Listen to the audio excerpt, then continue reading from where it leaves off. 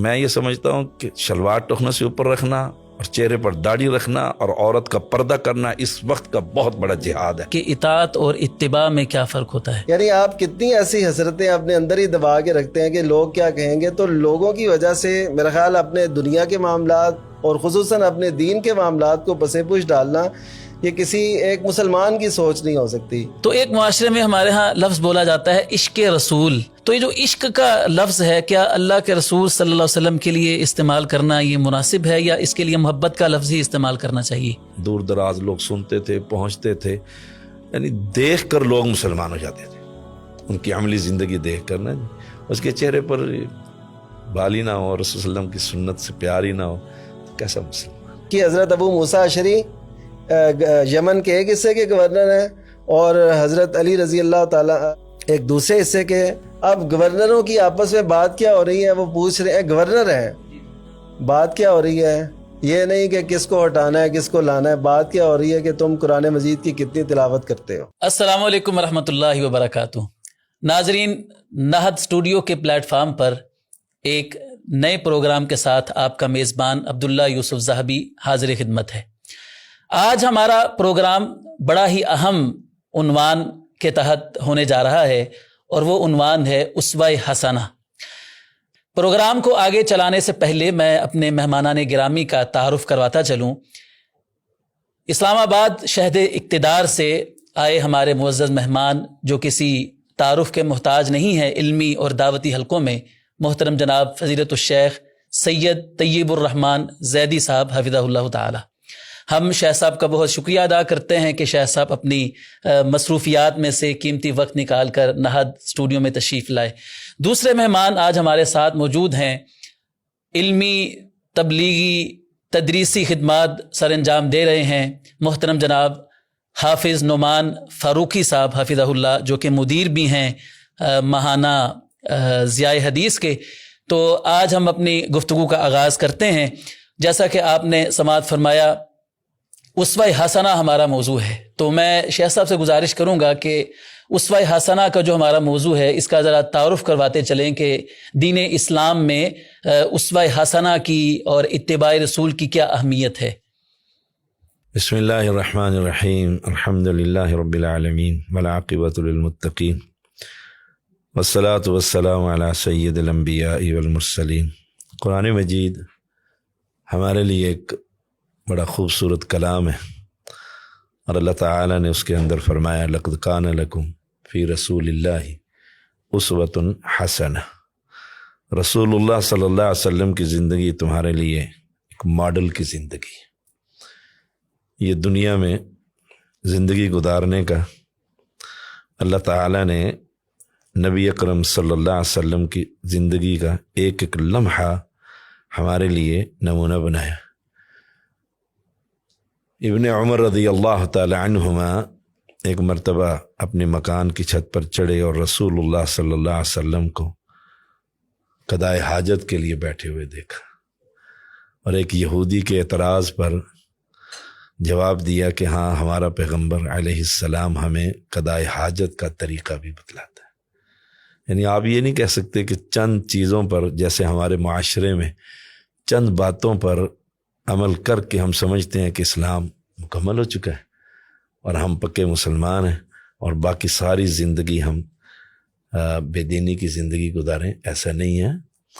اسلام کے اندر اللہ کی اطاعت اور رسول اللہ صلی اللہ علیہ وسلم کی اطاعت. اور اگر یوں کہا جائے وَمَن يُطِعِ الرَّسُولَ فَقَدْ أَطَاعَ اللَّهَ، اصل پیغمبر کی جو اطاعت ہے سو ڈیٹ وہ اللہ تعالیٰ کی فرما برداری. میرا تو یہ پیغام ہے سامعین اور ناظرین کے لیے کہ ہر قدم اٹھانے سے پہلے دیکھیے رسول اللہ صلی اللہ علیہ وسلم نے یہاں پر ہمیں کیا حکم دیا. شیخ صاحب، اتباع اور اطاعت یہ دو لفظ ہمارے سامنے آتے ہیں. قرآن مجید میں اللہ اور اس کے رسول صلی اللہ علیہ وسلم کی اطاعت کا حکم ہے، اور اگر ہم اتباع کی بات کرتے ہیں تو وہ رسول اللہ صلی اللہ علیہ وسلم کے ساتھ ہے. تو آپ ناظرین کے لیے رہنمائی فرمائیے کہ اطاعت اور اتباع میں کیا فرق ہوتا ہے. نحمدہ و نصلی و نسلم علی رسولہ الکریم. بہت شکریہ آپ کا اپنے نہد اسٹوڈیو میں مجھے کچھ کہنے کو کہا. اتباع اس کا مادہ ہے تبع تابع عین، اور اس کا معنی ہوتا ہے کسی کے پیچھے چلنا. طبیعہ اس گائے کے بچے کو کہتے ہیں جو ماں کے پیچھے پیچھے چل رہا ہوتا ہے، جہاں جہاں ماں جا رہی ہے اسی طرف وہ جا رہا ہے. تو یہ کامل اتباع اس کا نام ہوتا ہے کہ آپ بالکل نقش قدم پہ چلیں، یعنی ادھر سے ہٹے نہ. جیسے وہ بچہ جہاں جا رہی ہے، وہ اگر پانی میں ہے تو بچہ بھی ادھر، وہ اگر خشکی میں ہے تو بچہ بھی ادھر. جہاں جہاں وہ جا رہی ہے اس نے وہیں پہ جانا ہے. اس نے یہ نہیں دیکھنا کہ میں یہاں جا سکتا ہوں کہ نہیں. تو یہ اتباع ہے. اور یہ اللہ تعالیٰ کے بارے میں کبھی قرآن مجید میں نہیں آیا کہ اللہ کی اتباع کرو، بلکہ یہ تو آیا ممکن نہیں ہے، ممکن نہیں ہے.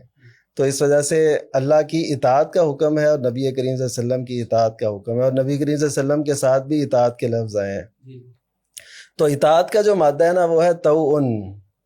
توعن تطوع آپ جانتے ہیں کہ خوشی سے کوئی کام کرنا. تو اطاعت کہتے ہی اس بات کو ہے کہ بندہ خوش دلی سے اللہ اور اس کے رسول کے احکامات کے پیچھے چلے. اس کے اندر فرحت اور انبساط اور خوشی کا ایسا وہ ایک دریا متزن ہو کہ اسے کہیں بھی رکاوٹ نہ محسوس ہو. وہ پیچھے نہ ہٹے کہ معاشرہ کیا کہے گا، لوگ کیا کہیں گے، میں نے اگر یہ کر لیا اس دور کے اندر، میں 21ویں صدی میں ہوں اور میں ایسے کر لوں تو لوگ کیا کہیں گے. نہیں، اس کو یہ دیکھنا ہے کہ اللہ اور اس کے رسول صلی اللہ علیہ وسلم کا حکم کیا ہے، اور پھر اس کو خوش دلی سے کرے. میں یہ کہوں گا کہ صحابہ کرام رضی اللہ عنہم وہ ایسے تھے کہ خوش دلی سے ہر کام، یعنی آپ دیکھیں کتنی حدیث ہیں ای الاعمال افضل. جی جی. یعنی وہ یہ نہیں پوچھتے تھے کہ جائز کون سا ہے، وہ یہ پوچھتے تھے کہ افضل کون سا ہے. یہ کیسے ہو سکتا ہے؟ یہ اسی طرح ممکن ہے جب بندے کے اندر شوق فراواں ہو، اس کے اندر ایک جذبہ ہو کہ میں نے اللہ اور اس کے رسول کی اطاعت کرنی ہے. پھر نبی کریم صلی اللہ علیہ وسلم بھی انہیں بتاتے تھے مختلف فرمان. تو پتہ یہ چلا کہ اطاعت جو ہے نا خوش دلی سے اللہ اور اس کے رسول کی اطاعت کو تسلیم کرنا. جیسے حدیث ہے، یہ صحیح بخاری میں ہے کہ فی منشتنا و مکرہنا، کہ اپنی پوری چاہت سے، یا ہو سکتا ہے کہ انسان کو وہ چیز دشوار لگ رہی ہو، جی جی، ہو سکتا ہے، لیکن اس پر بھی اپنے نفس کو اس پہ لانا کہ نہیں، جو بھی ہے اللہ اور اس کے رسول کا حکم ہے تو اس کو ہم نے ضرور تسلیم کرنا ہے، اور اس کے سامنے کسی بھی چیز کو رکاوٹ نہیں بننے دینا. تو یہ ہو گئی اطاعت. تو اسی کا بار بار حکم دیا گیا ہے. تو اس پہ جو طریقہ اختیار کرنا ہے وہ ظاہر ہے اللہ کا حکم مانتے ہوئے نبی کریم صلی اللہ علیہ وسلم کی اتباع کرنی ہے. جیسے قل ان کنتم تحبون اللہ فاتبعونی یحببکم اللہ، کہ میری اتباع کرو گے تو اللہ کی محبت ملے گی. تو یہ اطاعت اور اتباع میں ایک فرق ہے جو ملحوظ رکھنا چاہیے. اس کی اگر کوئی مثال آپ دیں عبادات میں یا معاملات کے اندر، کہ اطاعت اور اتباع. اطاعت ایسے ہی ہے جیسے اللہ تعالیٰ نے فرمایا کہ یا ایھا الذین آمنوا اتقوا اللہ وکونوا مع الصادقین، کہ اللہ سے ڈرو اور سچوں کا ساتھ دو، سچوں کے ساتھ ہو جاؤ. اب یہ اطاعت ہے. جی جی. تو اب اتباع کیسے ہے کہ نبی کریم صلی اللہ علیہ وسلم نے جو جو فرمایا اس پہ کامل اتباع دیکھیے. کہ سیدنا جابر بن عبداللہ رضی اللہ تعالیٰ عنہ وہ کہتے ہیں کہ ایک دن نبی کریم صلی اللہ علیہ وسلم نے میرا ہاتھ پکڑا اور اپنے کاشانہ میں لے گئے. اپنا وہ گھر، وہ حجرہ جس جیسا حجرہ کائنات میں نہیں ہے، وہاں لے گئے. اور آپ صلی اللہ علیہ وسلم نے پوچھا باقاعدہ جا کے کہ کوئی کھانے کو کچھ ہے. آواز آئی کہ روٹیاں تو ہیں بچی ہوئی لیکن سالن نہیں ہے. نبی کریم صلی اللہ علیہ وسلم نے لفظ ارشاد فرمایا کہ نعم الادام الخل، کہ سرکہ کتنا اچھا سالن ہے. تو حضرت جابر کہتے ہیں کہ جب سے نبی کریم صلی اللہ علیہ وسلم کی زبان مبارک سے میں نے یہ سنا نا کہ سرکہ کتنا اچھا سالن ہے، اس وقت سے سرکہ مجھے اچھا لگنے لگ گیا. سبحان اللہ. اور صرف یہی نہیں بلکہ ان کے بعد جو راوی ہیں حدیث میں وہ بھی یہی کہتے ہیں کہ جب سے میں نے حضرت جابر سے یہ سنا ہے تب سے مجھے بھی سرکہ اچھا لگنے لگ گیا. یعنی نبی صلی اللہ علیہ وسلم نے حکم نہیں دیا کہ تم سرکے کو ہاں، پسند کرو، سرکے کو پسند کرو، لیکن ان کی اتباع دیکھیے کہ اس قدر ہے کہ وہ جو چیزیں جس میں وہ مکلف نہیں ہے، یعنی سرکہ اچھا لگنا یا نہ لگنا یہ انسان کے وہ مکلف نہیں ہے اس بات کا، لیکن وہ اس پر بھی پیرا دے رہے ہیں کہ ہم نے اس چیز کو اب پسند کرنا ہے جس سے زبان نبوت سے یہ الفاظ نکلے. نبی کریم صلی اللہ علیہ وسلم کھانا تناول فرما رہے تھے تو ایک صحابی تھے چھوٹی عمر کے، تو انہوں نے وہ کہتے ہیں کہ میرا ہاتھ ادھر ادھر گھوم رہا تھا. تو پھر نبی کریم صلی اللہ علیہ وسلم نے ان سے کہا کہ آپ اپنے دائیں ہاتھ سے کھائیں، اپنے سامنے سے کھائیں. تو وہیں پہ ہے کہ وہ جو آپ صلی اللہ علیہ وسلم کدو پسند فرما رہے جی تھے، جی تو وہ کہتے ہیں کہ کدو مجھے تب سے اچھا لگنے لگا، اب میں اس کی کوشش کرتا ہوں، اس کی جستجو کرتا ہوں. یعنی ہم یہ کہہ سکتے ہیں کہ جب ہم نے اللہ کے رسول صلی اللہ علیہ وسلم سے محبت کا ہم دم بھرتے ہیں تو پھر آپ کی ہر ادا ہمارے لیے محبوب ہونی چاہیے. محبوب ہونی چاہیے. اور اس میں یہ نہیں ہم نے دیکھنا کہ جواز کی سطح کیا ہے. آج ہم اصل میں نا اتر آئے ہیں جواز تک، یعنی ہم یہ کہتے ہیں اس کے بغیر بھی کام ہو جائے گا کہ نہیں. وہ یہ پوچھتے تھے کہ ہمارے لیے افضل صورت کیا ہے. یہ ایک معاشرے کا ایک فرق ہے جس کی وجہ سے ہم یہاں پہ کھڑے ہیں اور انہوں نے دنیا فتح کی. یہ ایک فرق ہے نا. جی جی. تو اسی وجہ سے وہ نتائج بھی اسی طرح نکل رہے ہیں. شیخ صاحب، اطاعت اور اتباع کی ہم بات کر رہے ہیں تو اس سے یہ پتہ چلتا ہے کہ اللہ کے رسول صلی اللہ علیہ وسلم کسی چیز کا حکم نہیں بھی دیتے تو صرف ہم نے اس کو، اگر ہم صحابہ کرام رضوان اللہ علیہم اجمعین کی بات کرتے ہیں تو وہ ان کے مشاہدے میں اگر کوئی بات آتی ہے اللہ کے رسول صلی اللہ علیہ وسلم کی طرف سے تو وہ حکم کا انتظار نہیں کرتے تھے بلکہ اس کو دیکھ کر ہی اس کو کرنا شروع کر دیتے تھے کہ ہمیں تو اتباع کا حکم ہے، صرف اطاعت کا حکم نہیں ہے. تو اس سے یہ پتہ چلتا ہے کہ اگر اللہ کے رسول صلی اللہ علیہ وسلم کی کوئی سنت ہے، صرف سنت ہے، اس کی اہمیت کم ہے، اور اگر ساتھ حکم بھی آ جاتا ہے تو اس کی اہمیت تو اور زیادہ بڑھ جاتی ہے. تو داڑھی کے حوالے سے، اس حوالے سے آپ کیا بات ارشاد فرمائیں گے؟ داڑھی رسول اللہ صلی اللہ علیہ وسلم کی سنت، جی جی، سارے انبیاء کی سنت ہے، حتیٰ کہ پیغمبر علیہ السلام کے زمانے میں اہل شرک بھی، ان کی بھی داڑھی ہوتی ہے. صحیح. تو کچھ اہل علم اس کو فرض بھی کہتے ہیں. یہ پچھلے ہفتے ہماری ایک جگہ پر گفتگو ہوئی تو وہ فرضیت کے قائل ہیں.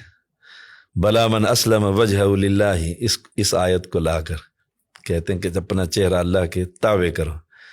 جو اس کو صاف کر رہا ہے تو وہ اللہ کے تابع تو نہیں کر رہا. جی جی، اس نے وہ راستہ اختیار نہیں کیا ہے. لیکن صحیح بات یہی ہے کہ یہ سنت ہے، لیکن یہ ایسی سنت ہے کہ رسول اللہ صلی اللہ علیہ وسلم نے کبھی بھی داڑھی کا کوئی بال نہ اوپر سے، نہ نیچے سے، نہ دائیں سے، نہ بائیں سے، کسی نے نہیں، کہیں سے نہیں کاٹا. ہمارے مربی ابو محمد شیخ العرب والعجم سید بدیع الدین شاہ راشدی رحمہ اللہ کے ایک رسالہ ہے داڑھی پر.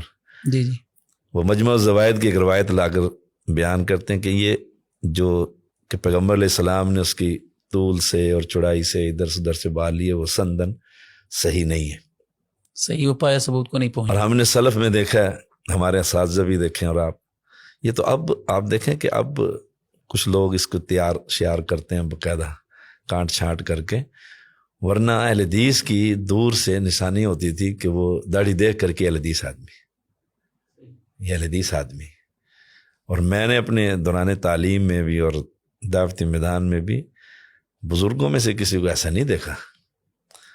تو میں تو اس کو ناظرین کو کہوں گا کہ اس پر اپنی اولادوں پر سختی کرنی چاہیے. اور اس سے پیغمبر علیہ السلام، دیکھیں آپ جب اسوہ حسنہ کہتے ہیں پیغمبر کے چہرے سے محبت نہیں ہے کہ یعنی داڑھی والا چہرہ مجھے پسند نہیں ہے، یا عورت کہہ دیتی ہے، بیٹی کہہ دیتی ہے کہ میں نے اس سے شادی نہیں کرنی کہ یہ داڑھی والا ہے، تو اس کا مطلب ہے کہ اس داڑھی سے نفرت کا اظہار کیا جا رہا ہے عملی طور پر. زبان سے وہ کہیں ایسا نہیں کہتا، جی جی، کہتا کہ ہاں بالکل رسول اللہ کی داڑھی تھی. لیکن پچھلے دنوں ایک رسالہ میں بھی ایک مضمون آیا تھا داڑھی کے بارے میں، تو پھر اس کا جواب ہم نے دعوت اہل حدیث کے اندر باقاعدہ چھپایا تھا کہ داڑھی کو کاٹنا چھانٹنا شرعاً ہم اس کو جائز نہیں سمجھتے. مسلمان ہے تو اس کی داڑھی ہونی چاہیے. اور صحابہ میں آپ دیکھ لیں، صحابہ کے اندر کس نے داڑھی کو صاف کیا، چہرہ بالکل ایسا بنایا. اور ایک روایت تو وہ شیخ بتائیں گے سندن کہ وہ جو آئے تھے 2 شخص جو داڑھی منڈے تھے اور رسول اللہ صلی اللہ علیہ وسلم کے لیے، اور گورنر نے بھیجا تھا اس کو، اور آپ نے فرمایا تمہیں کس نے حکم دیا؟ فرمایا ہمارے بادشاہ نے، ہمارے رب نے. بالکل صاف فرمایا امر ربی، میرے رب نے تو مجھے حکم دیا کہ میں داڑھی کو رکھوں. تو نبی اکرم صلی اللہ علیہ وسلم کا یہ قول بھی آتا ہے علم کہ اگر سفیروں کو قتل نہ کیا جاتا تو میں تمہیں اس جرم میں قتل بھی کر دیتا. اور ہمارے ہاں تو اب اس کا تو بالکل ہی یعنی بہت بڑا فرق آ گیا ہے. اور بڑے جو ہمارے طلبہ ہیں جو تیار ہو رہے ہیں اور خاص طور پر دعات, تو وہ سبحان اللہ و بحمدہ دیکھ کر بھی خوف آتا ہے کہ یہ فاضل بھی ہے کہ نہیں, یہ اس قابل بھی ہے کہ نہیں مسند پر بٹھایا جائے اس کو. آپ دیکھیں پہلے یہ دعوت کا اتنا, اور یہ تو اب تو سوشل میڈیا آ گیا, دعوت کا اتنا میدان بھی نہیں تھا, دور دراز لوگ سنتے تھے, پہنچتے تھے, یعنی دیکھ کر لوگ مسلمان ہو جاتے تھے, ان کی عملی زندگی دیکھ کر نا جی, اس کے چہرے پر بال ہی نہ ہو, رسول صلی اللہ علیہ وسلم کی سنت سے پیار ہی نہ ہو, تو کیسا مسلمان. شیخ صاحب, اللہ کے رسول صلی اللہ علیہ وسلم کا صرف اسوہ ہی تو نہیں رہا, صرف اتباع نہیں ہے, معاملہ تو اطاعت تک پہنچ گیا ہے. یعنی حکم آ گیا نا نبی صلی اللہ علیہ وسلم کا کہ داڑھی کو معاف کر دو, داڑھی کو چھوڑ دو, تو اس سے میرے خیال میں اس کی اہمیت جو ہے مزید بڑھ جاتی ہے. اس کے بارے میں آپ کیا فرماتے ہیں شیخ صاحب؟ ظاہر ہے یہ تو نبی صلی اللہ علیہ وسلم نے آف اللحیٰ جی وقص الشوارب, اب یہ تو بہت سے الفاظ ہیں ایسے. تو جب ہم یہ اصول بیان کرتے ہیں کہ الامر للوجوب, تو یہ حکم تو آ گیا.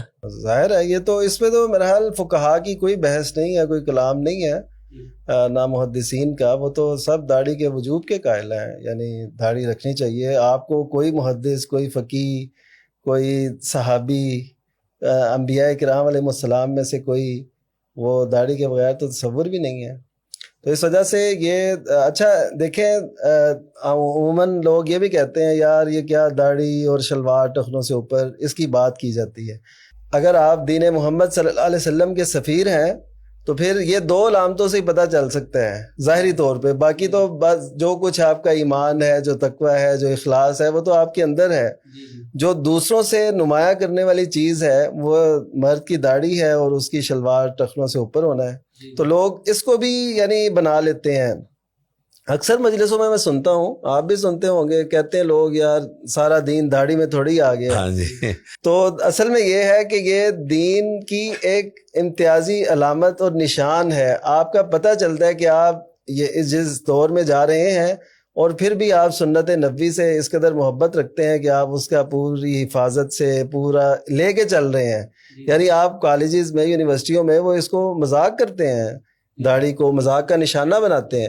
تو پھر بھی اگر میں یہ کہوں کہ پہلے سے اب زیادہ تناسب ہے داڑھی والوں کا, پردے والوں کا, خواتین کا پہلے سے زیادہ تناسب ہے, تو یہ الحمدللہ یہ ایسے سمجھے اس کا رد عمل ہے جو لوگوں نے اختیار کیا تھا.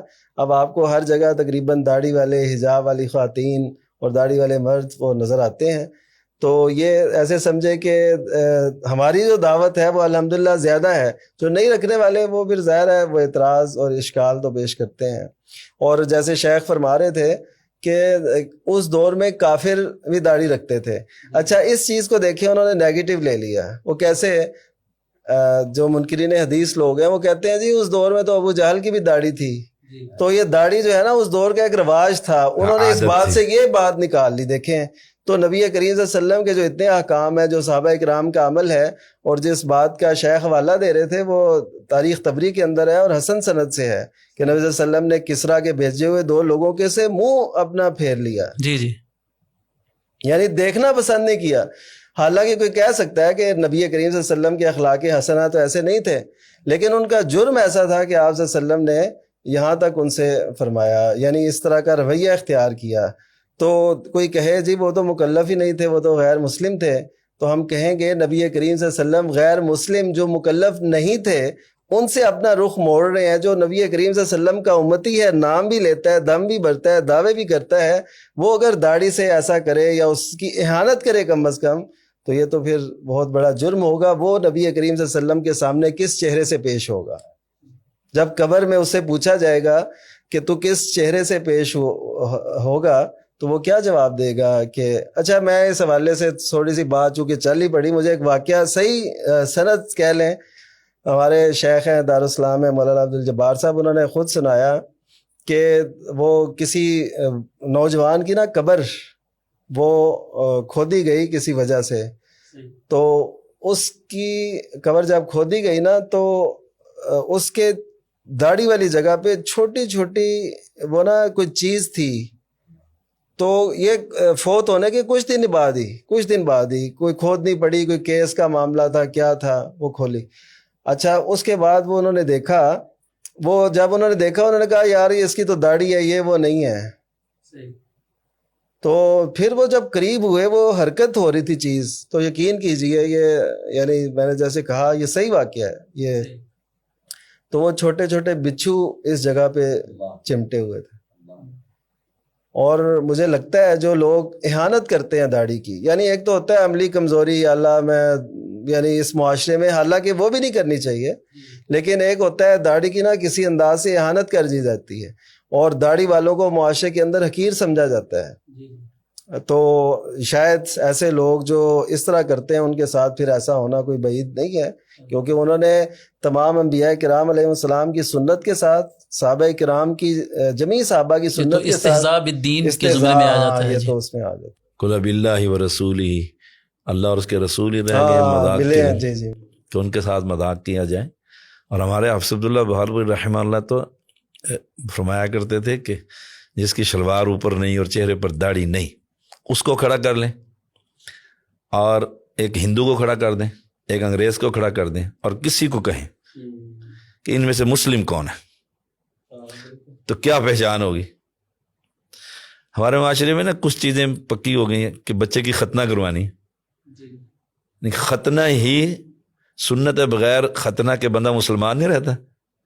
لیکن وہ کوئی مسلم گھرانہ ایسا نہیں ملے گا کہ کسی بچے کی ختنہ نہ ہوئی بھی ہو, ہاں تو مسلمان کرو اس کو. حالانکہ شیخ سے پوچھے کوئی وہ فرض اس نوعیت کا. حافظ صاحب فرمایا کرتے تھے کیا وہ چادر اٹھا کر دیکھے گا اور بتائے گا کہ یہ مسلمان ہے اور یہ کافر ہے. یعنی اتنا یہ فرق ہے, تمیز ہے آپ کا اور ہمارا اور کافروں کا, مسلمانوں کا, کہ یہ مسلم ہے یہ کافر ہے. جی چہرے سے پتہ لگ رہا ہے اور لباس سے پتہ لگ رہا ہے. اور میں پڑھتا تھا جب, تو ایک شخص ہمارے پاس سے گزرا, ہم 3 دوست بیٹھے ہوئے تھے, تو میں نے اس اپنے دوست کو کہا کہ یہ اہل حدیث ہے. اس نے کہا نہیں, اس کی شلوار ٹخنوں سے نہ اوپر ہے نہ نیچے, تھوڑی سی. میں نے کہا یہ اہل حدیث ہے کیونکہ اس کی داڑھی میں نے کٹنگ نہیں دیکھی ہے.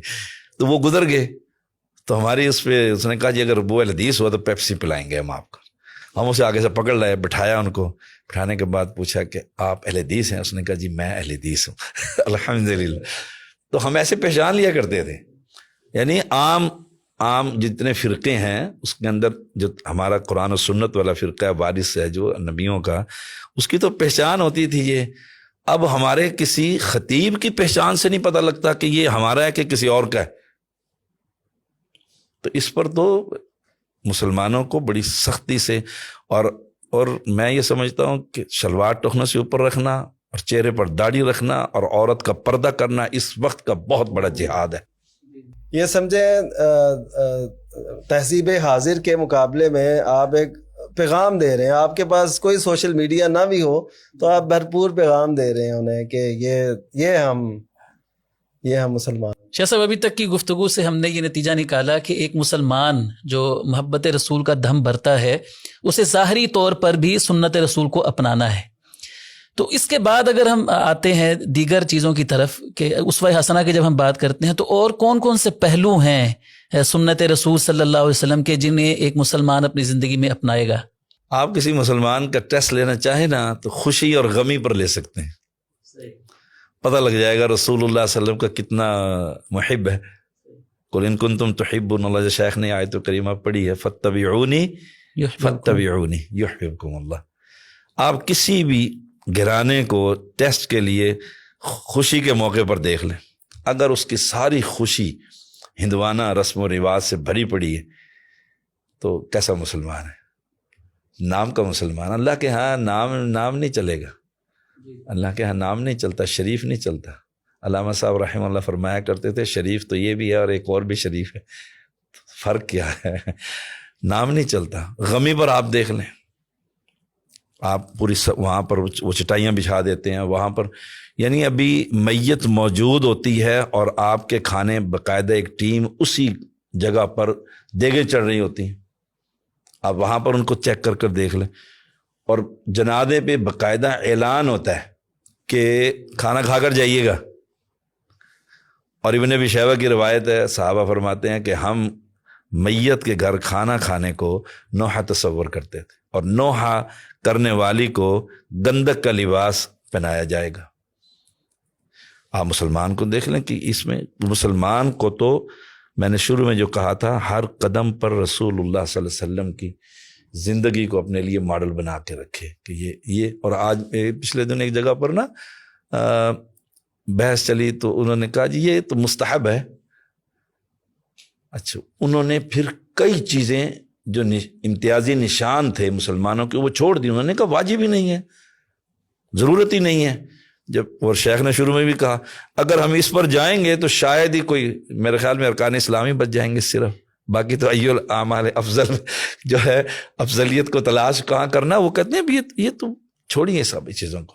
جیسے ایک جماعت ہے باقاعدہ وہ داڑھی کو کہتی ہے تو عادت تھی، جی جی، یہ عادت تن رسول اللہ صلی اللہ علیہ وسلم نے رکھی ہوئی تھی، تو ہمیں 40 قدموں سے اگر نظر آ جائے کہ چہرے پر بال ہیں تو کام مکمل ہے، حالانکہ کسی صحابی کا ایسا عمل موجود نہیں ہے۔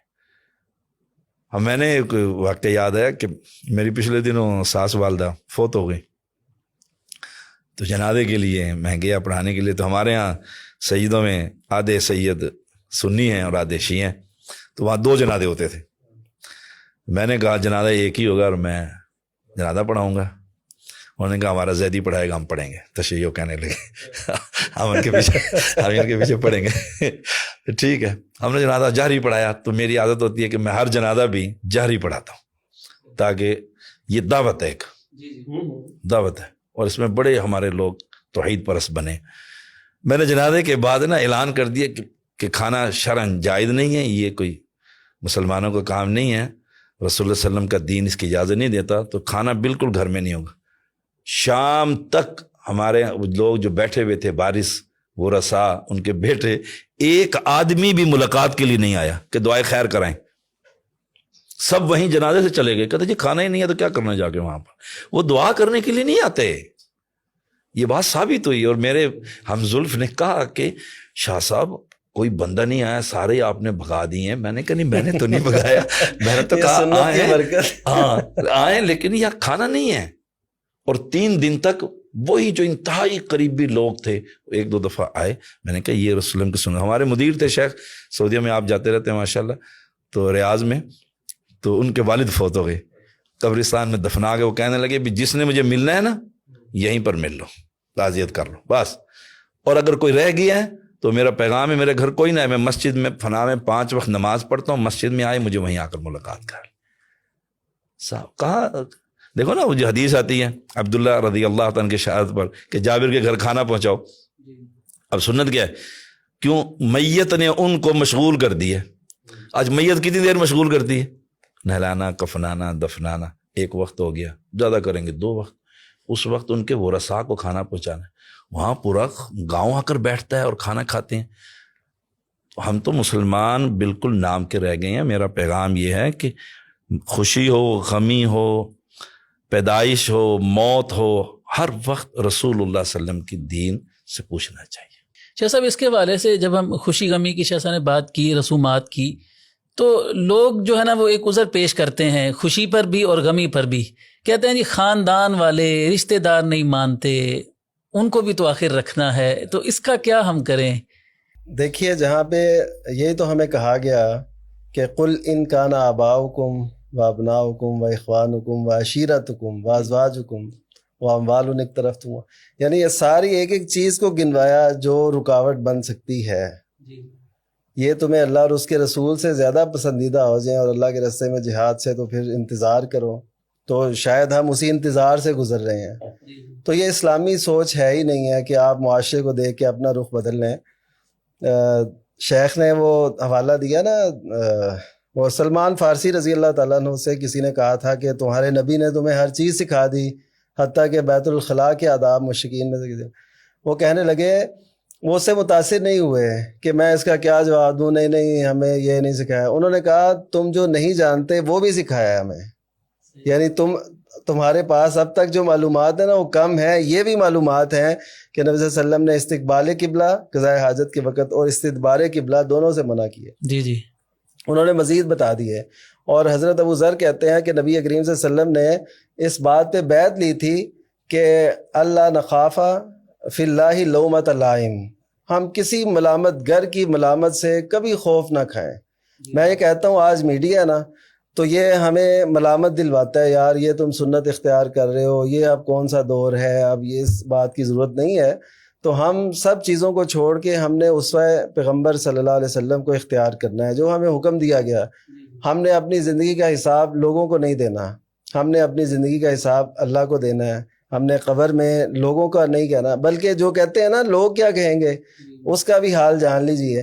نبی کریم صلی اللہ علیہ وسلم نے فرمایا، صحیح حدیث ہے، صحیح بخاری میں، دیگر میں کچھ تفصیلات بھی ہیں، وہ یہ کہ قبر میں جب بندہ جائے گا تو اس سے پوچھا جائے گا کہ تو ان ہستی کے بارے میں، یعنی نبی کریم صلی اللہ علیہ وسلم کے بارے میں کیا کہتا ہے؟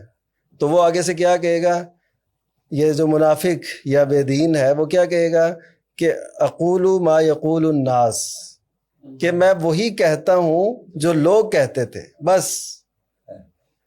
تو یہ لوگوں کا کہنا، اب اس کا حال کیا ہوگا؟ اس پہ اس کو نجات مل جائے گی کہ لوگ جو کہتے تھے وہی تو کہتا تھا تو ٹھیک ہو جائے گا؟ نہیں، اس سے کہا جائے گا لا دریتا ولا تلیتا، کہ تو نے نہ سمجھا نہ پڑھا۔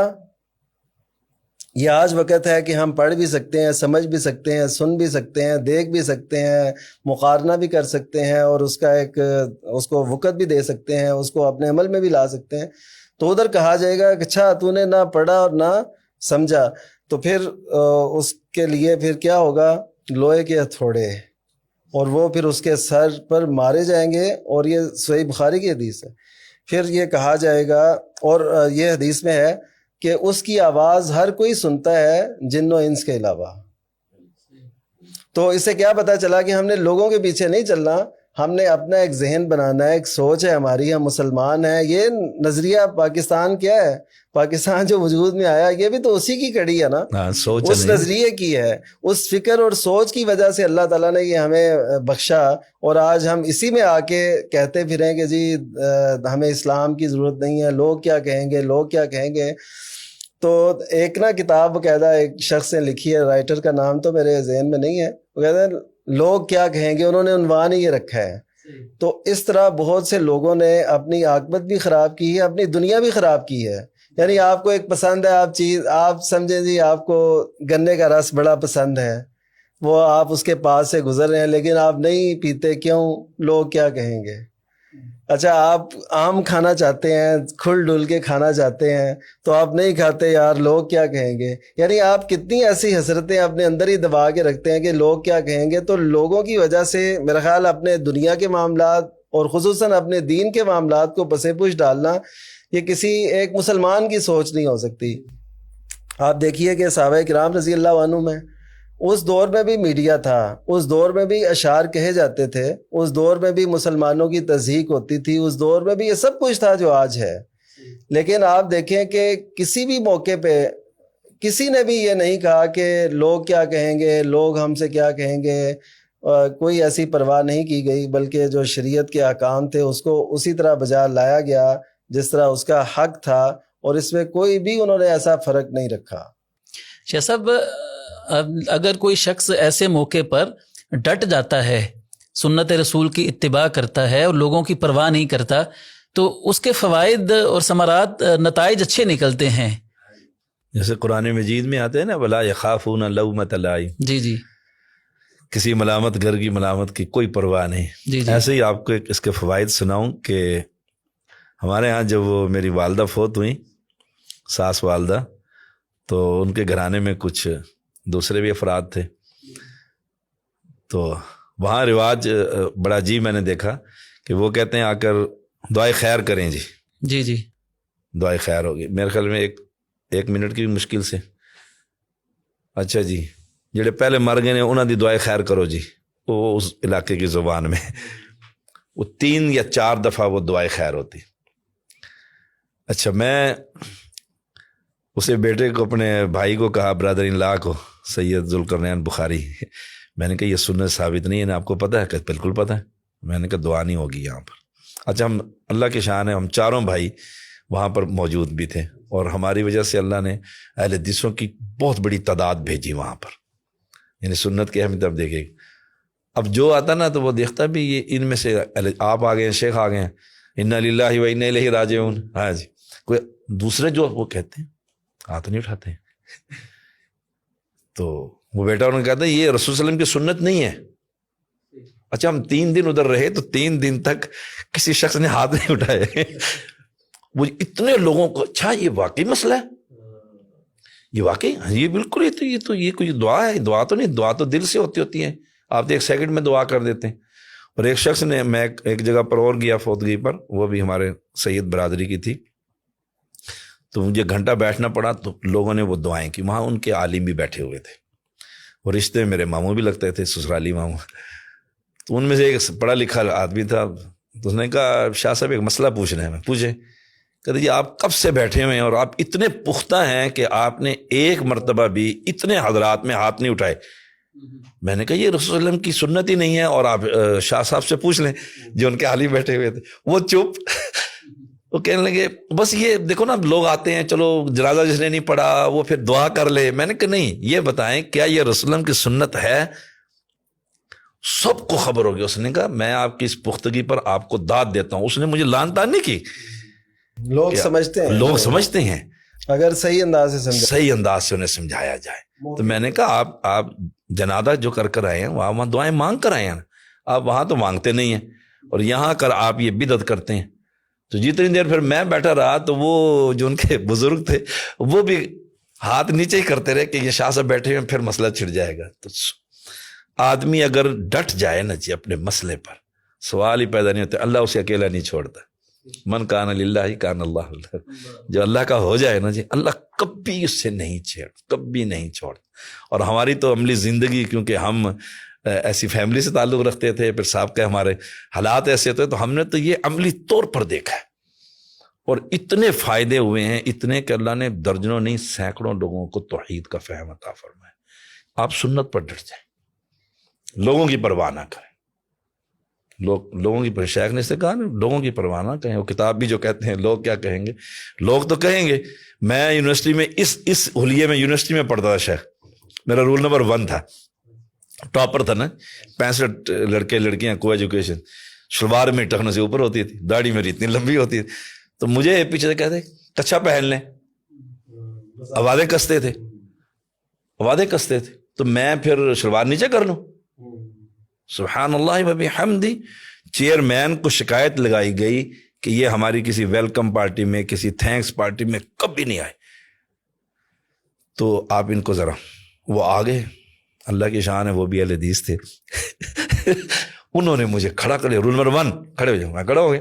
کھڑا ہوا تو انہوں نے کہا یہ 2 سال آپ کے یہ پیریڈ ہوتا ہے، آپ یہ کیسے آپ رہتے ہیں ایسے کہ آپ کبھی ان کے بلانے پر نہیں جاتے، کبھی چائے پہ نہیں جاتے. میں نے کہا ڈاکٹر صاحب مجھے یہ بتائیں کیا رسول اللہ صلی اللہ علیہ وسلم کی شریعت اجازت دیتی ہے؟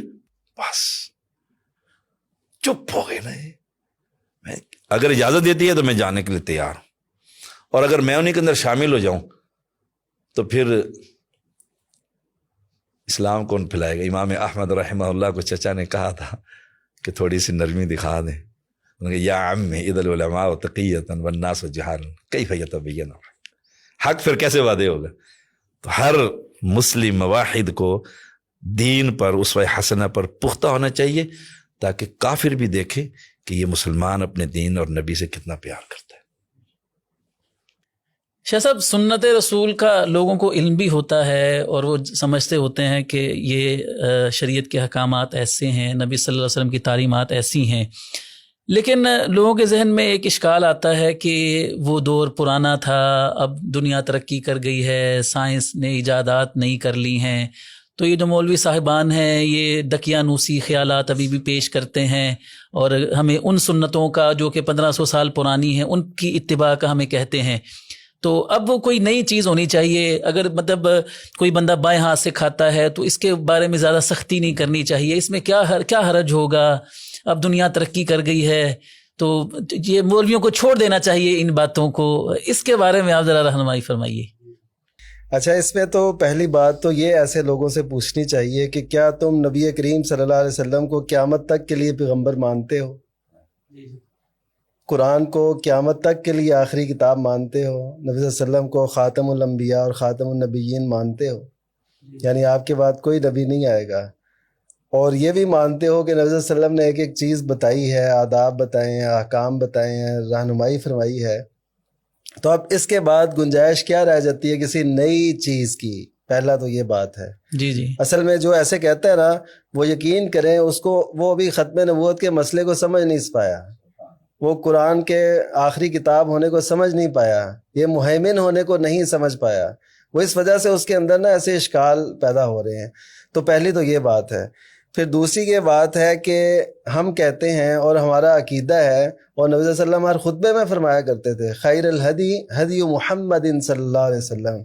ہم کہتے ہیں کہ روئے زمین پر اگر سب سے بہتر کسی کی سیرت ہے تو وہ نبی کریم صلی اللہ علیہ وسلم کی سیرت اور کردار ہے۔ تو اس کے ہوتے ہوئے یہ کہنا کہ یہ پرانے، اچھا ہم اپنی بات کریں نا، اپنے کسی بڑے کی کریں، جی ہمارے والد ایسے کرتے تھے، ہمارے دادا ایسے کرتے تھے، ہمارے فلاں امام صاحب ایسے کرتے تھے، پھر تو چلیں آپ کہیں جی یہ ان کی ذاتی سوچ ہے۔ جب ہم بات ہی کریں کہ نبی کریم صلی اللہ علیہ وسلم کی سنت ہے، جب ہم بات ہی کریں یہ نبی کریم صلی اللہ علیہ وسلم کا حکم ہے، اور بات بھی سندن مستند معتبر طریقے سے ثابت ہو اور مستند روایات کے اندر موجود ہو، قرآن مجید کے اندر موجود ہو، پھر ایسی بات کہنا، میں تو یہ اس کو بہت بڑی بڑا جرأت ہے، ایک جرم اور ایک جسارت سمجھتا ہوں کہ ایک مسلمان کی یہ سوچ ہو۔ اور حقیقت یہ ہے کہ عملی طور پر چلیں کمزوری ہو سکتی ہے، لیکن ایسا کہنا اور ایسا ایک تصور پیش کرنا، یہ بہت بڑی آج کل کی ایک جسارت ہے جو نئے ذہن اور نئے سوچ اور فکر میں پیدا ہوتی جا رہی ہے۔ ابھی بلکہ لوگ جو مفکرین ہیں، جو مسلم مفکرین ہیں، وہ بات لکھ رہے ہیں کہ اب جو پیدا کی جا رہی ہے نا لوگوں میں بات، وہ ہے شکوک و شبہات کی، کہ جی پتہ نہیں یہ لکھی بھی تھی کہ نہیں، یہ آپ صلی اللہ علیہ وسلم نے فرمایا تھا ابھی کہ نہیں، یا اپنی عقل کو اتنا بڑا بنا لیا کہ جی نبی کریم صلی اللہ علیہ وسلم کے دور میں تو ایسے تھا، اب نہیں ہو سکتا۔ یعنی مفروضوں پہ وہ کر کے تو نبی کریم صلی اللہ علیہ وسلم کی سنتوں کو پیچھے کرتے چلے جانا، یہ ایسے سمجھیں کہ اللہ اور اس کے رسول کو دھوکہ بھی دینا ہے، اللہ اور اس کے رسول کے ساتھ اس عہد کو جو کلمے کی بدولت ہم نے کیا ہے اس کو پس پش ڈالنا ہے کہ ہم اچھا دیکھیں، ان سے پوچھیں کوئی کہ رسول ہونے کا مطلب کیا ہے؟ اللہ کے رسول صلی اللہ علیہ وسلم ہے، محمد صلی اللہ علیہ وسلم، اس کا مطلب کیا ہے؟ اس کا مطلب یہی ہے کہ ہم نبی کریم صلی اللہ علیہ وسلم کے نقش قدم پہ چلیں گے، یعنی رسول ہونے کا تو یہی مطلب ہوتا ہے نا۔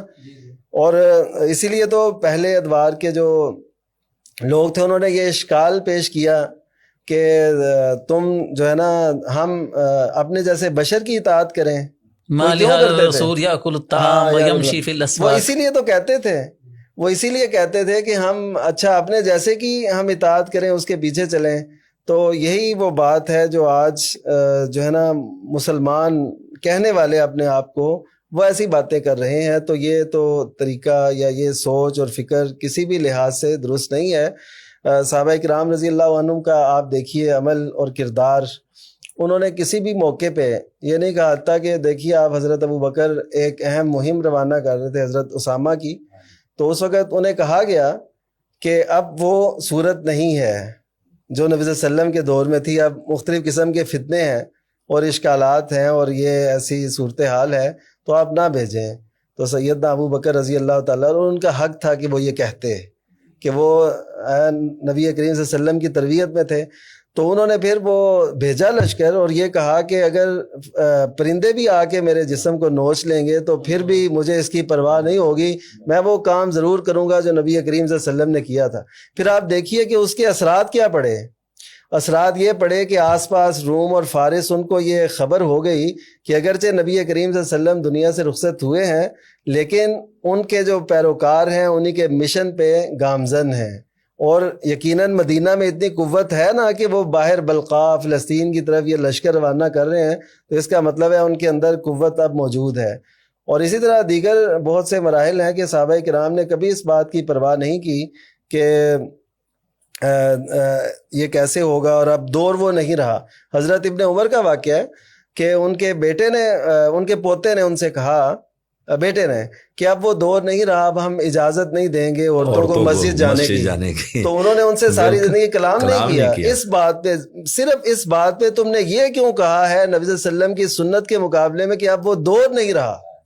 حالانکہ اس دور میں اور اب میں بہت فرق ہے. یہ اب کوئی کہہ سکتا ہے ایسا کہ جی اب تو بہت فرق آ گیا، اب یہ ہے، لیکن ہم اس کو وہی ابن عمر کی بات، اسی کی سوچ اور فکر کو لے کے آگے بڑھیں گے. نہیں، دور جو بھی ہو ہم مسلمان ہیں، ہماری بنیادیں مضبوط اسی طرح ہو سکتی ہیں. وہ اقبال کہتا ہے نا کہ صنوبر باغ میں آزاد بھی ہے پا گل بھی، صنوبر باغ میں آزاد بھی ہے پا گل بھی، یعنی اس کے پاؤں، اس کی جو جڑیں ہیں وہ اسی طرح مضبوط زمین میں دھنسی ہوئی ہیں.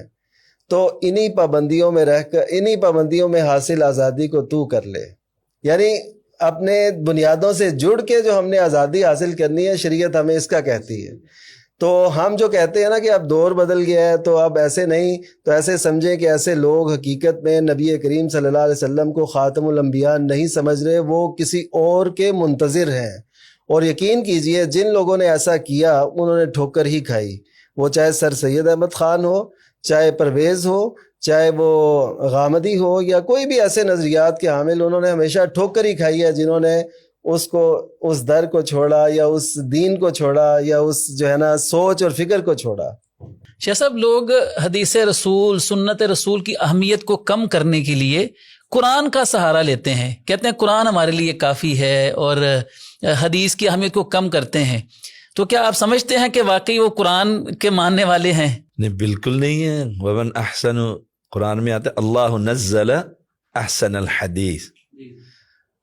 اللہ نے اس قرآن کو بھی حدیث کا ہے. جس کو حدیث سے ہی چڑ ہو، سنت سے ہی چڑ ہو، فبأي حدیث بعدہ یؤمنون. اور یہ فکر موجود ہے. اور ایک شیخ محمد ہیں، وہ صرف وہ قرآن کا صرف اسی سے گفتگو کرتے ہیں. اور قرب قیامت کی نشانی بھی ہے. رسول صلی اللہ علیہ وسلم نے فرمایا تھا، بیٹھا ہوگا ایک شخص اور کہے گا بس ہمارے لیے قرآن کافی ہے. فرمایا سنت سے پکڑنا.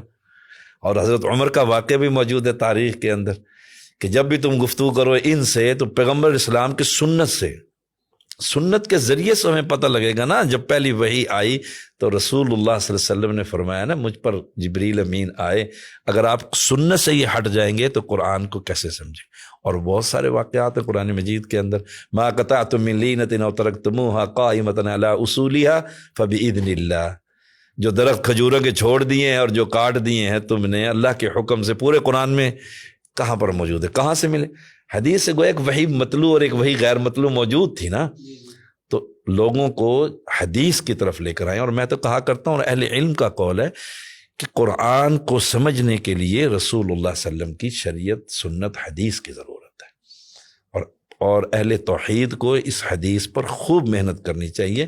جو یہ کہے کہ ہمیں صرف قرآن کافی، آپ دیکھیں نا خطبہ شیخ نے پڑھا ہے، ہر رسول اللہ کا سنت جو ہمارے دعات پڑھتے ہیں ممبر پر جمعے کے دن، یا خطبہ مسنونہ یا خطبہ نکاح، اس میں احسن الکلامی کلام اللہ وخیر الحدی حدی محمد صلی اللہ علیہ وسلم، دونوں چیزیں موجود ہیں. قرآن اور حدیث دونوں لازم و ملزوم ہیں. ہمیں اس فکر کی باقاعدہ رد کرنا چاہیے اور پیغمبر علیہ السلام کی حدیث کی اجاگر کرنی چاہیے اہمیت کو. پھر شیخ صاحب، قرآن ہی تو ہمیں کہہ رہا ہے، یعنی اتباع رسول کا درس دے رہا ہے اور اطاعت رسول کا درس دے رہا ہے. ہم ان آیات پر کیسے عمل کریں؟ قرآن کہتا ہے کہ وما آتاکم الرسول فخذوہ وما نہاکم عنہ فانتہوا. اب اس آیت کے اوپر ہم حدیث کو مانے بغیر کیسے عمل کریں گے؟ یعنی قرآن کہہ رہا ہے کہ نبی کی بات کو مانو، تو وہ یقیناً ہمیں حدیث میں ملے گی. اصل میں ہوتا ہے ایسے ہے کہ ان باتوں کو نا وہ اور پیرائے میں لے جاتے ہیں. یہ خذو ما آتاکم الرسول فخذوہ، اس کے متعلق عوام کے اندر یہ نقطہ نظر پایا جاتا ہے. وہ کہتے ہیں کہ اس کا مطلب ہے نبی صلی اللہ علیہ وسلم کچھ دیتے تھے. وہ کہا جا رہا ہے، ایک حصی چیز کے متعلق کہا جا رہا ہے کہ رسول اللہ صلی اللہ علیہ وسلم جو خزانہ تمہیں دیں وہ لے لو، جو آپ غنیمت دیں وہ لے لو، کھجورے دیں وہ لے لو سبحان اللہ. اور اب بھی وہ دیتے ہیں. یعنی اس کو اس پہ رائے میں لے گئے، حالانکہ وہ تو کہا جا رہا ہے جو حکم دیں اس کو پکڑ لو. خذوا ما آتیناکم بقوۃ، جیسے اللہ تعالیٰ نے موسیٰ علیہ السلام کے قول کو نقل کیا. اور ان عورت کا واقعہ بھی جو آئی تھی اور عبداللہ بن مسعود رضی اللہ تعالیٰ سے پوچھا تھا کہ وہ مسئلہ، آپ نے فرمایا قرآن نہیں پڑھا؟ میں 3 دفعہ پڑھ کر آ گئی ہوں. فرمایا ما آتاکم الرسول فخذوہ.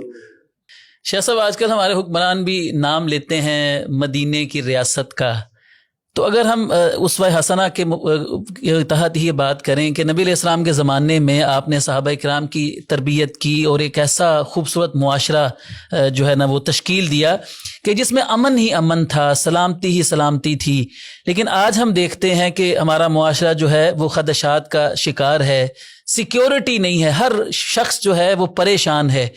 تو آپ کیا ہمارے ناظرین کو پیغام دیں گے کہ ہم اگر اپنے معاشرے میں امن چاہتے ہیں، سکون چاہتے ہیں، تو ہم کیسے اسوہ رسول سے رہنمائی لے سکتے ہیں؟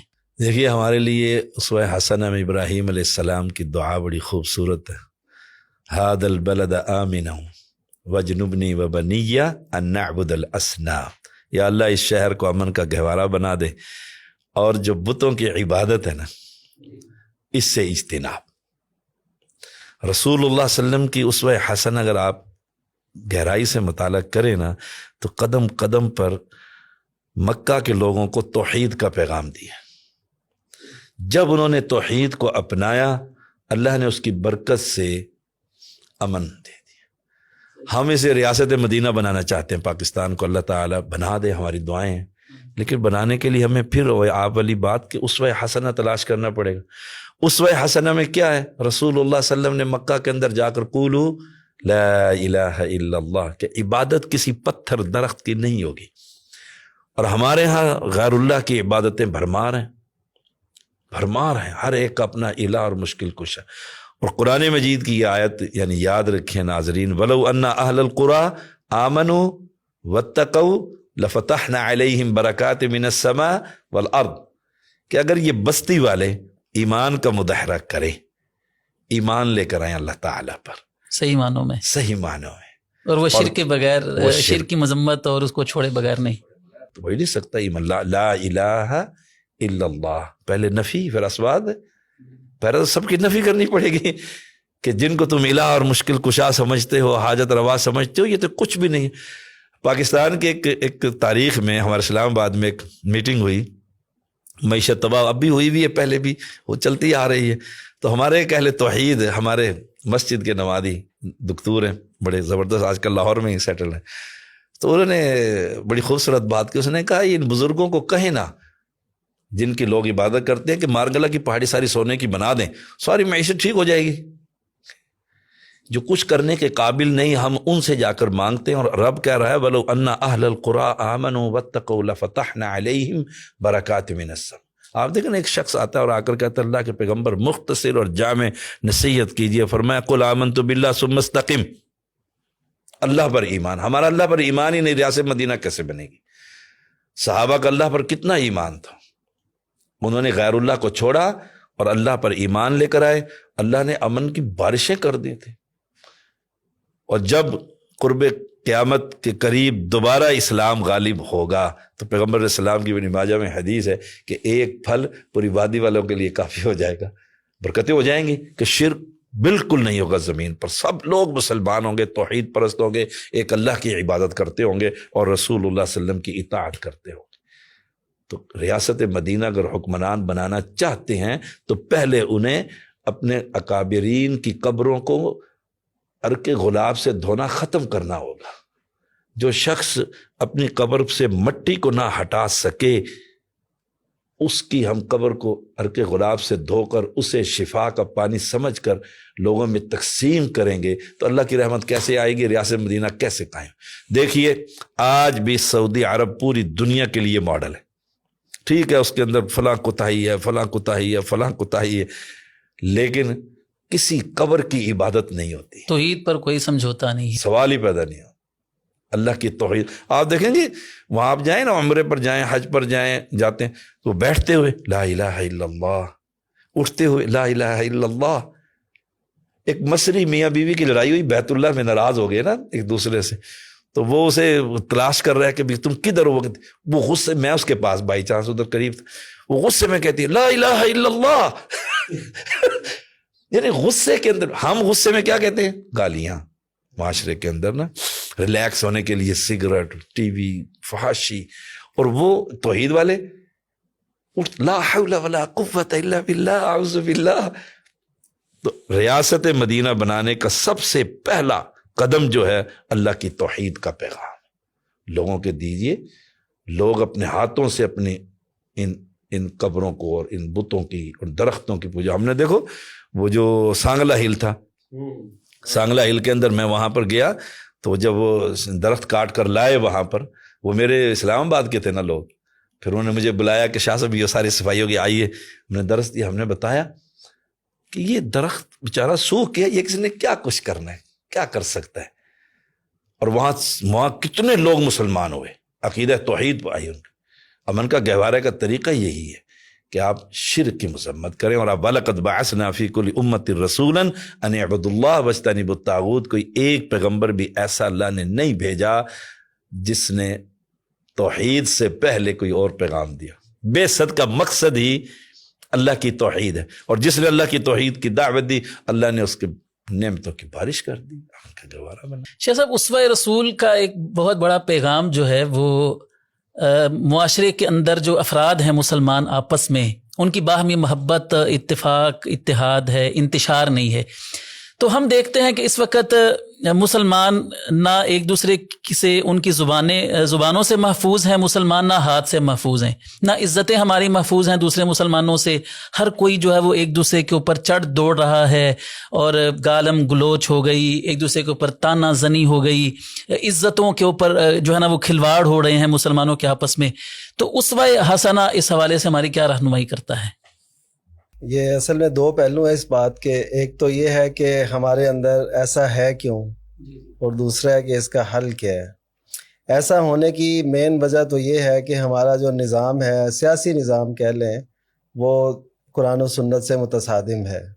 اس کا یہ نتیجہ آپ دیکھ لیں کہ خلافت راشدہ ہے, جو بھی خلیفہ بنتے تھے اس کے بعد بات ختم ہے. نبی صلی اللہ علیہ وسلم نے تو یہاں تک فرمایا تھا کہ اگر کوئی دوسرا دعوے دار اٹھے تو اسے قتل کر دو. جی جی.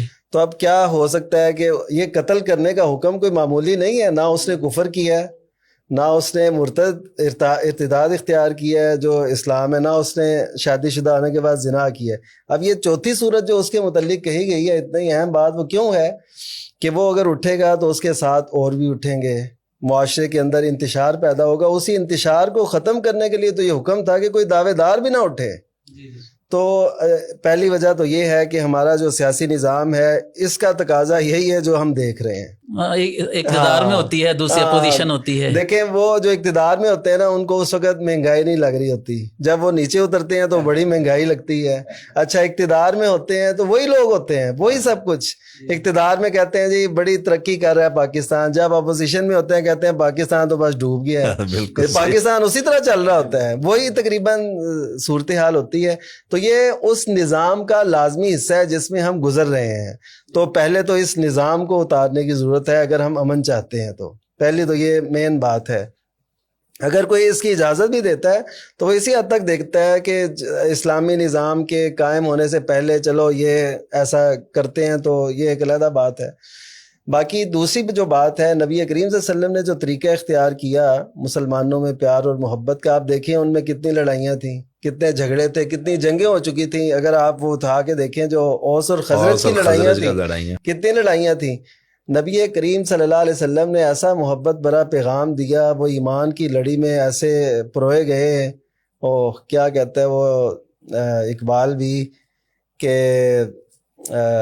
غرض میں تجھ سے کیا کہوں کہ وہ صحرا نشیں کیا تھے. وہ ایسی پیار اور محبت کی ایک فضا قائم کی نبی کریم صلی اللہ علیہ وسلم نے کہ اللہ تعالیٰ بھی فرماتے ہیں کہ لو انفقت ما فی الارض جمیعا ما الفت بین قلوبہم, کہ اگر آپ زمین بھر میں جو کچھ ہے خرچ کر دیتے تو ان میں الفت نہیں ڈال سکتے تھے, لیکن اللہ نے ان میں الفت ڈالی. یہ اللہ جو الفت ڈالتا ہے نا, وہ اس کلمے کی بنیاد پہ ڈالتا ہے, اس نظریے کی بنیاد پہ, جب لوگ ایک پیج پہ ہوتے ہیں. آج دیکھیے جیسے شیخ فرما رہے تھے, میں تو اس وقت بھی کہنے لگا تھا کہ جتنے ہمارے دربار ہیں یہاں پہ, تو ان سب کا جو تعلق جڑتا ہے نا, وہ سب تقریباً اپنے آپ کو سید اور شاہ کے نام سے وہ جانے جاتے ہیں. آپ جانتے ہیں, میں نام نہیں لیتا, سید شاہ صاحب, فلاں شاہ صاحب کا دربار ہے فلاں, اور ان کا رابطہ حضرت علی سے نسلاً پہنچتا رہا. تو نبی کریم صلی اللہ علیہ وسلم نے حضرت علی ہی سے فرمایا تھا کہ میں تمہیں ایک مہم پہ روانہ کرتا ہوں کہ کوئی بھی قبر تم نے اونچی نہیں چھوڑنی. تو حضرت علی نے اپنے عہد کے اندر جب وہ خلیفہ تھے ابو الحیاج اسدی کو بھیجا. صحیح مسلم کی روایت ہے کہ میں تمہیں اس مہم پہ نہ بھیجوں جس پہ نبی کریم صلی اللہ علیہ وسلم نے مجھے بھیجا تھا. پھر انہوں نے بھیجا اور انہوں نے وہ کام کیا. یہ کیوں تھا؟ حالانکہ وہ عہد تو بڑا شاندار تھا، صحابہ کا عہد تھا، تابعین کا عہد تھا، اس میں ایسا تصور نہیں تھا. لیکن یہ ہوتا ہے حفظ ما تقدم کے تحت کہ کوئی بھی ایسا کام نہ ہو کہ جو شرک کی طرف انسان کو لے جائے. تو اللہ تعالیٰ الفت اس وقت ڈالتا ہے. آپ دیکھیں کہ آپ توحید کے سچے حامل بن جائیں. یقین کریں توحید کا کوئی بھی شخص دنیا کے کسی بھی خطے میں ہوگا، آپ کو ایسی اس سے محبت اور چاہت ہوگی کہ یار یہ ہمارا اہل توحید بھائی ہے، یہ سنت میں ہمارے موقف پہ بالکل ساتھ ہے، ہمارا ایک موقف ہے، تو آپ کو اس سے پیار ہوگا. یہ جو الفت ڈالتا ہے یہ اللہ تعالیٰ ڈالتا ہے. اور اسی الفت کی وجہ سے اس معاشرے کے اندر یہ سارے رابطے قائم ہوئے، ایک دوسرے پہ ترجیحات. دیکھیں کہ کیا سا پیارا ایک ماحول تھا کہ سیدنا سعد بن ربیع رضی اللہ تعالیٰ عنہ کہتے ہیں حضرت عبد الرحمن ابن عوف سے کہ آپ میرا آدھا مال لے لیں. ٹھیک ہے، یہ کیسے پیدا ہوا؟ یہ اس محبت کی خاطر جو کلمے کی محبت تھی. آج کلمے کی محبت نہیں ہے، آج میں تو یہ کہوں گا وطن کی محبت کو کلمے کی محبت پہ بھی فائق کر دیا گیا ہے، اس کو ترجیح دے دی گئی ہے. حالانکہ وطن کی محبت ٹھیک ہے، یہ ہوتی ہے توحید سے نیچے، یہ ہوتی ہے اسلام سے نیچے. وطن تو ایک رہنے کی جگہ، ایک مسکن ہے، تو ہمیں ہمیشہ اسلام کو ہم ترجیح دیں گے تو اللہ تعالیٰ ضرور وہ حالات پیدا فرمائے گا کہ الفت ایسے ہی ہوگی، محبت ایسے ہوگی، بھائی چارہ ایسے. اب دیکھیے حضرت ابو موسیٰ اشعری یمن کے ایک حصے کے گورنر ہیں اور حضرت علی رضی اللہ تعالیٰ ایک دوسرے حصے کے، یعنی دو علیحدہ علیحدہ گورنر ہیں. جی جی. اب گورنروں کی آپس میں بات کیا ہو رہی ہے؟ وہ پوچھ رہے ہیں، گورنر ہیں، بات کیا ہو رہی ہے؟ یہ نہیں کہ کس کو ہٹانا ہے کس کو لانا ہے، بات کیا ہو رہی ہے کہ تم قرآن مجید کی کتنی تلاوت کرتے ہو. یہ کیا ہے؟ یہ وہ محبت، یہ قرآن مجید کے اصولوں پہ چل کے. اور نبی کریم صلی اللہ علیہ وسلم کا ارشاد گرامی ہے تم میں سے کوئی شخص جنت میں داخل نہیں ہو سکتا جب تک وہ آپس میں جب تک ایمان نہ لاؤ، اور ایمان والے اس وقت تک نہیں ہو سکتے جب تک تم آپس میں محبت نہ کرنے لگو. اب دیکھیے پہلے آپ نے ایمان کا تذکرہ فرمایا اور بعد میں باہمی محبت کا تذکرہ فرمایا. اس کا مطلب ہے ایمان ہوگا تو باہمی محبت آگے چلے گی، نہیں تو یقین کیجئے وہ جب غرض اور مقاصد وہ ختم ہوتے ہیں نا تو وہ ختم ہو جاتی ہے، جانتا بھی نہیں ہے انسان. تو اسی لیے قرآن مجید میں بھی یہ فرمایا گیا کہ الاخلاء یومئذ بعضهم لبعض عدو الا المتقین. وہ بھی یہی بنیاد ہے کہ سب ساتھ چھوڑ جائیں گے، یہ ساتھ برقرار رہے گا، ایمان والی محبت. تو پھر آپ نے فرمایا کہ میں تمہیں وہ چیز نہ بتاؤں جو اب تم کرو گے تو آپس میں محبت بڑھنے لگے گی. وہ کیا ہے؟ افشوا السلام، کہ سلام کو عام کرو. تو اس کا، اور امام مسلم اس حدیث کو لائے بھی کتاب الایمان کے اندر ہیں، یہ بتانے کے لیے کہ محبت جو باہمی ہے یہ ہمارے ایمان کا حصہ ہے. اس وجہ سے ہم کسی کو سیاسی سطح پر، سیاسی دشمنی کی بنیاد پر اس سے نفرت نہیں کر سکتے. شریعت ہمیں پابند کرے گی کہ تمہارے سیاسی اختلافات اپنی جگہ پہ، تم نے رہنا ہے تو محبت سے رہو. اور عزت اور پاسداری کا تو یہ عالم ہے. نبی صلی اللہ علیہ وسلم نے کعبۃ اللہ کو خطاب کر کے کہا تھا ما اعظمکی واعظم حرمتکی، کہ تو کس قدر عظیم ہے، تیری حرمت کتنی عظیم ہے، لیکن ایک مومن کی عزت اور حرمت تجھ سے بھی زیادہ ہے. وقت شاہ صاحب پروگرام کا ختم ہوا چاہتا ہے. میں آخر میں شاہ صاحب آپ سے ایک سوال کرنا چاہوں گا. ہم اسوہ رسول اور محبت رسول کے عنوان پر گفتگو کر رہے ہیں، تو ایک معاشرے میں ہمارے ہاں لفظ بولا جاتا ہے عشق رسول، نعتوں میں، نظموں میں، اور ویسے بھی جو خطباء استعمال کرتے ہیں. تو یہ جو عشق کا لفظ ہے، کیا اللہ کے رسول صلی اللہ علیہ وسلم کے لیے استعمال کرنا یہ مناسب ہے، یا اس کے لیے محبت کا لفظ ہی استعمال کرنا چاہیے؟ اب تو یہ عشق کا لفظ جو عین، شین اور قاف ہے، یہ آپ کے یعنی ہر مسلک کا داعی استعمال کرتا ہے، حتیٰ کہ اچھی فہم اور عقیدہ رکھنے والے لوگ بھی استعمال کرتے ہیں. اور اہل علم موجود ہیں، شیخ ہمارے، پورے قرآن میں اور رسول اللہ کی ذخیرہ احادیث میں عین، شین، قاف کا لفظ نہیں ہے. احب من، ایک حدیث کے لفظ ہیں کہ جو جس سے محبت کرتا ہے وہ ویسا ہی ہوتا ہے. المرء من احبہ، اور قل ان کنتم تحبون اللہ، محب بنیے. عشق کا لفظ یہ ایک بداری لفظ ہے. آپ کبھی بھی کسی گئے گزرے شخص کو کہیں، وہ اپنی والدہ کو کہے میں تجھ سے عشق کرتا ہوں، تو والدہ جوتیاں ہی مارے گی اس کو. یہ بداری لفظ ہے. عاشق معشوق یہ لوگوں کی عزتوں کو اچھالنے والے, کھلواڑ کرنے والے یہ لوگ بداری لوگ ہوتے ہیں. شریعت میں اس لفظ کا وجود نہیں ہے. اور کسی دیکھیے آپ نے صحابہ سے زیادہ ہم محبت کر ہی نہیں سکتے. صحابہ کے اندر بھی درجے, ابوبکر صدیق رضی اللہ تعالیٰ عنہ سے بڑھ کر کوئی صحابی محبت نہیں کر سکتا. لیکن پیغمبر کے صحابی نے یا کسی صحابی نے کہا ہو اللہ کے نبی میں آپ کا عاشق ہوں, ذخیرہ حدیث ہمارے لیے ماڈل موجود ہے نا. یہ تو ایک گندا لفظ ہے, اس کو کبھی استعمال نہیں کرنا چاہیے. اور رسول اللہ کی ذات کے لیے تو یہ انتہائی نام, جو شخص اپنی ماں اور بہن کے لیے یہ لفظ استعمال کرنے کی اجازت نہیں دیتا, وہ امام الانبیاء صلی اللہ علیہ وسلم کے لیے یہ لفظ استعمال کرتا ہے اور اس پر خوش ہوتا ہے. اور ان کو دیکھا دیکھی ہمارے دعات بڑے مرعوب ہیں شیخ دوسروں سے. اشعار میں بھی بعض اوقات ایسے, اس کے اندر ایسے اقبال کے اشعار میں بھی یہ لفظ آیا تو لوگ اسی طرح اسی سوچ کرتے ہیں. بالکل نہیں کر. شرعن میں یہ سمجھتا ہوں شرعن یہ جائز ہی نہیں ہے یہ لفظ رسول اللہ کی ذات اقدس کے لیے. شیخ صاحب آپ کا بہت شکریہ, دونوں مہمانان گرامی کا, آپ اپنا قیمتی وقت نکال کر نہاد اسٹوڈیو میں تشریف لائے. تو ناظرین پروگرام ہمارا ختم ہوا چاہتا ہے. پروگرام کے اختتام پر میں آپ سے ایک عرض کرنا چاہوں گا کہ اگر آپ چاہتے ہیں کہ اس قسم کے علمی پروگرام علماء کے موجودگی میں آپ تک پہنچتے رہیں, تو اگر آپ یہ ویڈیو یوٹیوب پر دیکھ رہے ہیں تو ہمارے نہاد اسٹوڈیو کے چینل کو آپ سبسکرائب کیجئے. اگر فیس بک پہ پیج پر دیکھ رہے ہیں تو فالو کیجئے, پیج کو لائک کیجئے, تاکہ اس قسم کے علمی اور دعوتی پروگرام جو ہیں وہ بر وقت آپ تک پہنچتے رہیں. تو اگلے پروگرام تک کے لیے اجازت دیجئے. السلام علیکم ورحمۃ اللہ وبرکاتہ.